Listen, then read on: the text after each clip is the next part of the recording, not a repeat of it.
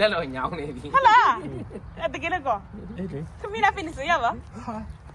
ပေးစရာလားကိုယ်ကမြောက်ပါ အဲ့နာမြတာအဲ့ဆိုမလွေဘူးခဏလေးအဲ့လိုလောက်တာငါမတန်းသေးချင်းနော် မယုံဘူးလေ ဒီမှာကျတော့ငါရှာလာနေခဏလေးဒီမှာကျလည်းခဏလေးတော့ငါရှာလာဒီမှာကျတော့အပြေးပဲ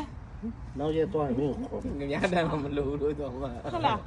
ဘယ်လိုငါမြတယ်မလို့ဘယ်လိုလောက်တာတော့အဆုံး တော်ကိုက်ရလေဒီရောရောကိုက် အဲ့ဆိုလူတွေမရှိဘူးလေအဲ့နေရာမှာ ရှိတယ်ပေါ့လူတွေများတာ အများကြီးပဲ မင်း ဒီလိုမများဘူး ရ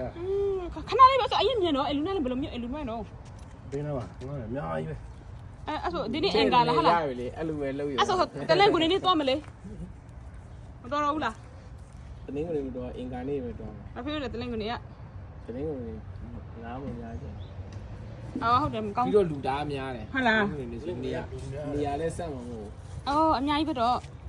စားလို့ကောင်းတယ်ဒါ ကောင်းတယ်လေကောင်းကျွတ်လေးကြော် အော်အဲ့လိုမျိုးအစားလို့လား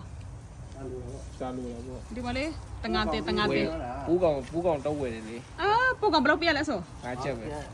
အော်မိုက်လိုက်တော့ကွာအဲ့ဆိုအဲ့ငါများတဲ့လူတွေယူလား ယူပါပေါ့ အော် မမီတို့ငါတို့များဒီငါ လေ အော်ဟုတ်လားအဲ့ဆိုဘီကနေ့ပဲခဏမှသွားတယ်မင်းကကိုက